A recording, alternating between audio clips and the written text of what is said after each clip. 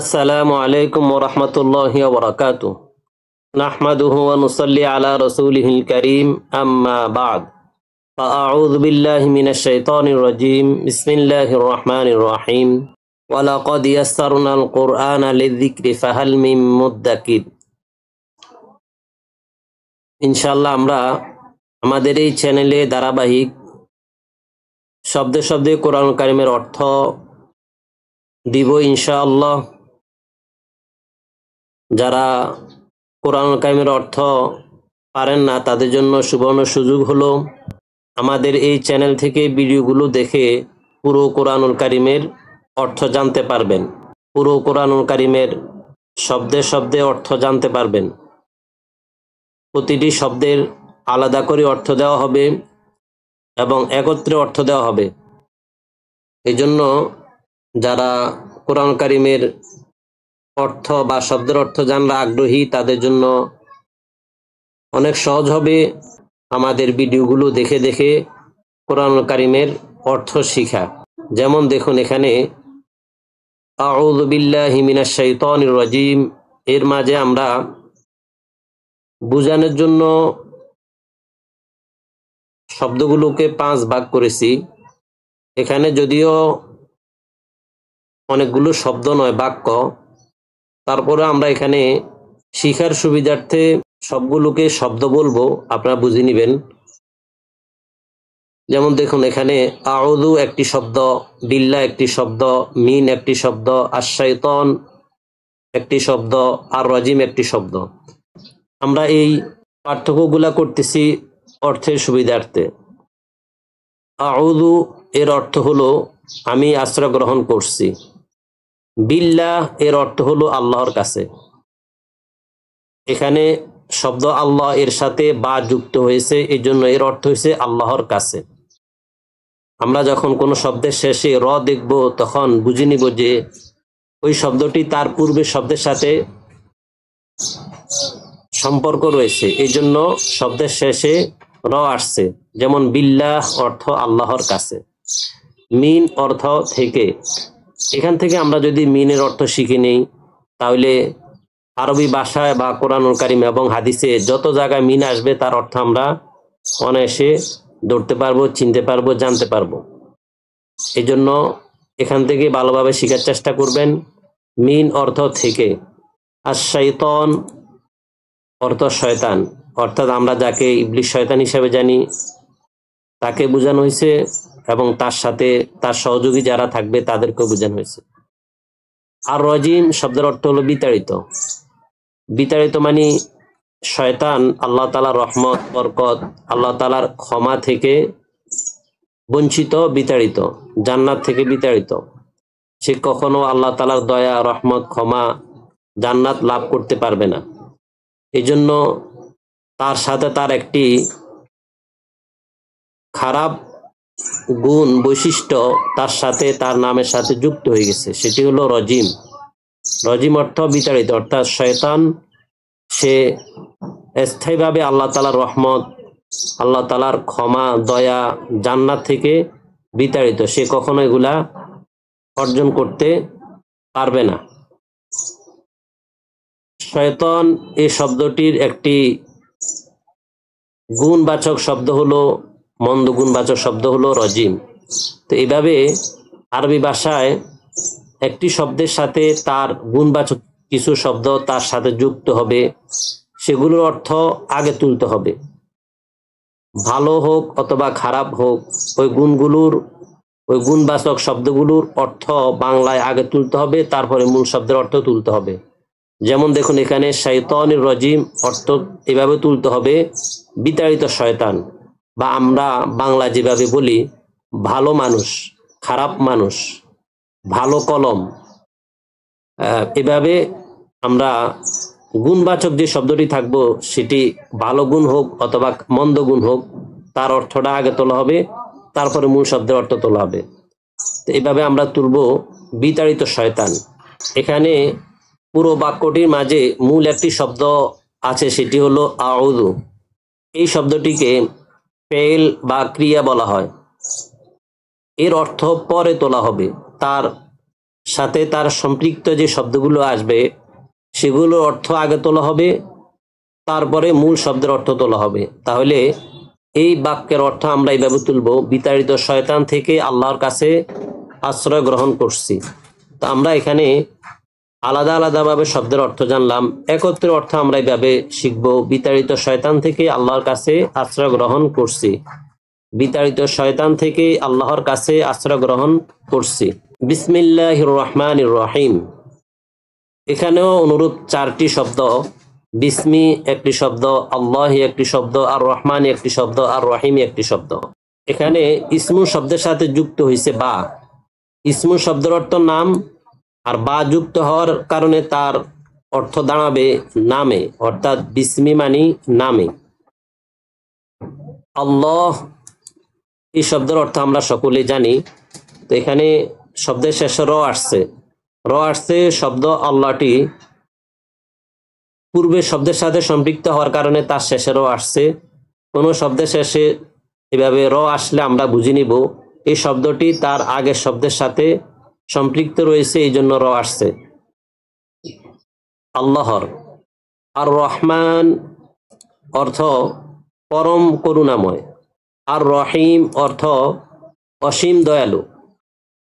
এখানেও আউযু বিল্লাহি মিনাশ শাইতানির, এখানেও শয়তানির রাজিমের অনুরূপ একটি বাক্যের একটি শব্দের সাথে দুইটি গুণবাচক শব্দ যোগ হয়েছে। এখানে লফজ আল্লাহ এর সাথে, শব্দ আল্লাহ এর সাথে আর রহমান আর রহিম দুইটি গুণবাচক শব্দ যুক্ত হয়েছে। এখন আমরা অর্থ তোলার সময় এগুলা থেকে আগে অর্থ তুলব, তারপরে এই মূল শব্দের অর্থ তুলব, তারপরে এইদিকে যাব। এখানে আমরা অর্থ তুললে এইভাবে তুলব, অসীম দয়ালু পরম করুণাময় আল্লাহর নামে। এদিক থেকে অর্থ তুলব না, বাংলা অর্থ তুলতে হলে আমাদেরকে পিছন থেকে অর্থ তুলে আসতে হবে। পরম করুণাময় অসীম দয়ালু আল্লাহর নামে। এখানে এই পুরো অংশের অর্থ যদি আমরা একত্রে তুলি তাহলে এইভাবে তুলব, পরম করুণাময় অসীম দয়ালু আল্লাহর নামে, অথবা অসীম দয়ালু পরম করুণাময় আল্লাহর নামে। এভাবে বলার দ্বারা আমাদের কথা পরিপূর্ণ হয়নি, বাক্যটি পরিপূর্ণ হয়নি, অসম্পূর্ণ রয়ে গেছে। এই জন্য এর শুরুতে একটি ফেল বা ক্রিয়া উজ্জ্ব রাখতে হবে। এই ফেল বা ক্রিয়া কেন উজ্জ্ব রাখা হয়েছে, এর কারণ হইল মুমিন মুসলমানগণ তাদের হাজারো লক্ষ কোটি ভালো কাজের শুরুতে তারা বিসমিল্লাহির রহমানির রহিম বলবে। এর শুরুতে যদি একটি শব্দ যুক্ত করে দেয় তাহলে দোয়াটি বিশেষ একটি কর্মের জন্য নির্ধারিত হয়ে যাবে, বাকি অন্য ভালো কর্মের জন্য এই বিসমিল্লাহির রহমানির রহিম ব্যবহার করা যাবে না। এই জন্য এখানে এই বা শব্দ বা এই শব্দের এই বাক্যগুলো সম্পর্ক যার সাথে তাকে উজ্জ্ব রাখা হয়েছে। অর্থাৎ আমরা যে ভালো কাজ করব ওই ভালো কাজের অনুরূপ একটি আরবি শব্দ এখানে উজ্জ্ব ধরে তার সাথে সম্পর্ক করে অর্থ তুলতে হবে। যেমন দেখুন, এখানে আমরা যদি কোরআন কারীম তেলাওয়াতের শুরুতে বিসমিল্লাহির রহমানির রহিম বলি তাহলে এর শুরুতে একটি আতলু শব্দ উজ্জ্ব রাখবো এবং তার অর্থ নিব, এবং বিসমিল্লাহ এর সম্পর্ক তার সাথে হবে, তখন অর্থ এইভাবে তোলা হবে। তখন আরবি পাঠ এইভাবে হবে, আতলু বিসমিল্লাহির রহমানির রহিম, অর্থ হবে অসীম দয়ালু পরম করুণাময় আল্লাহর নামে তেলাওয়াত করতেছি। আর যদি আমরা সাধারণ কোনো কিছু পড়ার জন্য বিসমিল্লাহির রহমানির রহিম পড়ি তখন আকরাউ একটি শব্দ এখানে উজ্জ্ব রেখে তার সাথে সম্পর্ক করে অর্থ তুলব। তখন আরবি পাঠ হবে এইভাবে, আকরাউ বিসমিল্লাহির রহমানির রহিম, তখন অর্থ হবে অসীম দয়ালু পরম করুণাময় আল্লাহর নামে পড়ছি। অথবা খাবারের শুরুতে যদি আমরা বিসমিল্লাহির রহমানির রহিম বলি তাহলে খাবারের একটি শব্দ, যে শব্দ খাবার খাওয়ার অর্থে ব্যবহার হয় আরবি এরকম একটি শব্দ তার শুরুতে উজ্জ্ব রেখে তার সাথে সম্পর্ক করে ব্যবহার করতে হবে। যেমন আকুলু বিসমিল্লাহির রহমানির রহিম, তখন অর্থ দাঁড়াবে অসীম দয়ালু পরম করুণাময় আল্লাহর নামে খাচ্ছি। এভাবে যত ভালো কাজ থাকবে সেগুলোর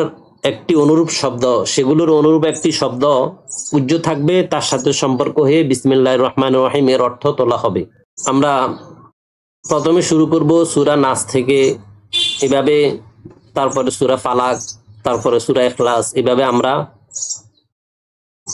ছোট ছোট সূরাগুলা থেকে বড় সূরাগুলায় ক্রমান্বয়ে যাব, এভাবে আমরা অর্থের আলোচনা করব।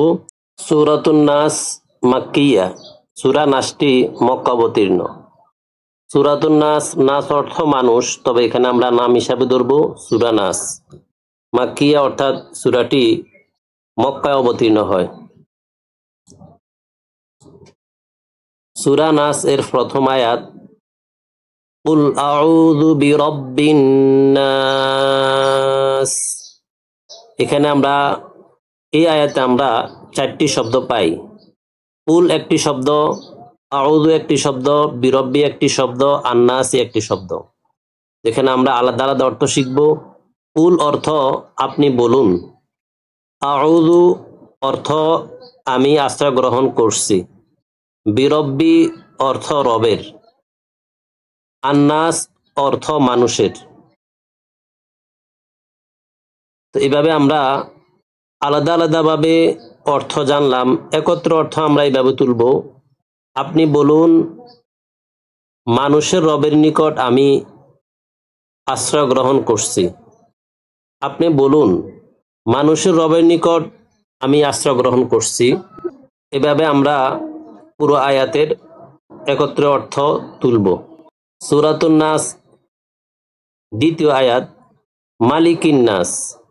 মালিকিন নাস, এখানে এই আয়াতে আমরা 2টি শব্দ পাই। প্রথম শব্দ মালিক। মালিক শব্দের অর্থ হলো অধিপতি, অর্থাৎ যাকে আমরা মালিক হিসাবে চিনি, বাংলা আমরা মালিক বলি। আন্নাস শব্দের অর্থ হলো মানুষ, এখানে যুক্ত হওয়ার কারণে মানুষের হয়েছে। তো মালিকিন নাস এর অর্থ হলো মানুষের অধিপতির। একত্রে আমরা অর্থ এইভাবে তুলব, মানুষের অধিপতির। ইলাহিন নাস, এই আয়াতে আমরা 2টি শব্দ পাই, ইলাহুন এবং আন্নাস। ইলাহ শব্দের অর্থ হলো ইলাহের, অর্থাৎ যার ইবাদত করা হয়, যিনি মাবুদ, তাকে ইলাহ বলা হয়। তারপরে আন্নাস অর্থ মানুষের। এখানে আমরা আলাদাভাবে অর্থ জানলাম, একত্র অর্থ আমরা এইভাবে তুলব, মানুষের ইলাহের, মানুষের ইলাহের।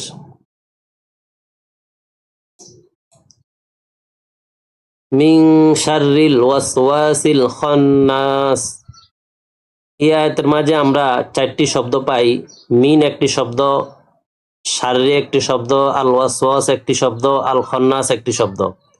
তা আমরা আগে বলে আসছি মিন অর্থ থেকে।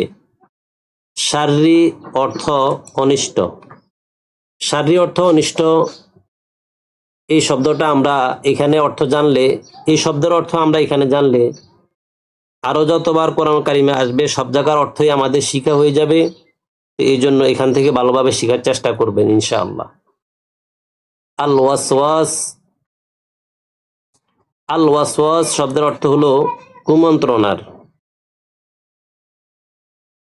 আল খান্নাস শব্দের অর্থ হলো আত্মগোপনকারী। এখানে আমরা 4টা শব্দের আলাদা আলাদা অর্থ জানলাম, একত্রে অর্থ আমরা এইভাবে তুলব, আত্মগোপনকারী কুমন্ত্রণার অনিষ্ট থেকে, আত্মগোপনকারী কুমন্ত্রণার অনিষ্ট থেকে। আল্লাযী ইউওয়াসউইসু ফি সুদুরিন নাস, এখানে আমরা এই আয়াতে আমরা 5টি শব্দ পাই। আল্লাযী একটি শব্দ, ইউওয়াসউইসু একটি শব্দ, ফি একটি শব্দ, সুদুর একটি শব্দ, আন্নাস একটি শব্দ।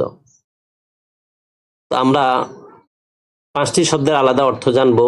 আল্লাযী অর্থ যে, ইউওয়াসউইসু অর্থ কুমন্ত্রণা দেয়, ফি অর্থ মধ্যে, সুদূর অর্থ অন্তরসমূহের। সুদূর শব্দটি বহুবচন, তার এক বচন হলো সদরুন। সদরুন অর্থ অন্তর, আর এর বহুবচনের অর্থ হবে অন্তরসমূহের। আন্নাস অর্থ মানুষের। আমরা পূর্বেও বলে আসছি, কোন শব্দের শেষে যদি র আসে তাহলে বুঝতে হবে এই শব্দটি পূর্বের শব্দের সাথে যুক্ত হয়ে হওয়ার কারণে শব্দের শেষে র আসছে। তো এখানে আমরা আলাদা আলাদা ভাবে প্রতিটি শব্দের অর্থ জানলাম। একত্র অর্থ আমরা এইভাবে বলবো, যে কুমন্ত্রণা দেয় মানুষের অন্তরে, যে কুমন্ত্রণা দেয় মানুষের অন্তরে।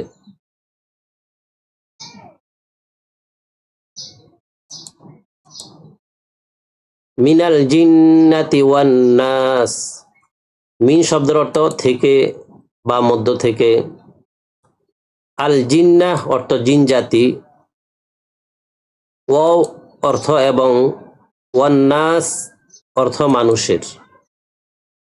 এখানে আমরা চারটি শব্দ পাই, মিন, আল জান্না, ওয়াও, আন্নাসি। এগুলোর অর্থ আমরা আলাদাভাবে দেখলাম। একত্র অর্থ আমরা এইভাবে তুলব, জিন এবং মানুষের মধ্য থেকে, জিন এবং মানুষের মধ্য থেকে। তো আমরা সূরা নাস এর প্রতিটি আয়াতের আলাদা আলাদা শব্দের অর্থ জানলাম। এখন আমরা পুরো সূরার অর্থ দেখব। সূরাতুন নাস মাক্কিয়া, সূরা নাস মক্কা অবতীর্ণ, অর্থাৎ সূরা নাসটি মক্কা অবতীর্ণ হয়েছে। প্রথম আয়াত, কুল আউযু বিরাব্বিন নাস, অর্থ হলো আপনি বলুন মানুষের রবের নিকট আমি আশ্রয় গ্রহণ করছি। মালিকিন নাস, অর্থ হলো মানুষের অধিপতির। ইলাহিন নাস, অর্থ মানুষের ইলাহের। মিন শাররিল ওয়াসওয়াসিল খান্নাস, অর্থ আত্মগোপনকারী কুমন্ত্রণার অনিষ্ট থেকে। আল্লাযী ইউওয়াসউইসু ফি সুদুরিন নাস, অর্থ যে কুমন্ত্রণা দেয় মানুষের অন্তরে। মিনাল জিন্নাতি ওয়ান নাস, অর্থ জিন এবং মানুষের মধ্য থেকে। এইভাবে আমরা শব্দে শব্দে প্রতিটি আয়াতের অর্থ জানলাম এবং এখানে একত্রে অর্থ জানলাম। এভাবে আমরা সূরা নাস এর পূর্ণাঙ্গ অর্থ জানলাম। ইনশাআল্লাহ ধারাবাহিক আমাদের চ্যানেলে পুরো কোরআন কারীমের অর্থ দেওয়া হবে। আমাদের সাথেই থাকবেন এবং ভিডিওগুলো শেয়ার করে আপনজনদের কাছে পৌঁছে দিন, যাতে করে তারাও কোরআন কারীমের অর্থ জানতে পারে। এবং ভিডিওগুলোতে লাইক কমেন্ট করবেন, আমাদের চ্যানেলের সাথে সবাইকে যুক্ত করবেন। আল্লাহ সুবহানাহু ওয়া তাআলা আমাদের সবাইকে কোরআনুল কারীমের অর্থ জানার তৌফিক দান করুন, আমিন।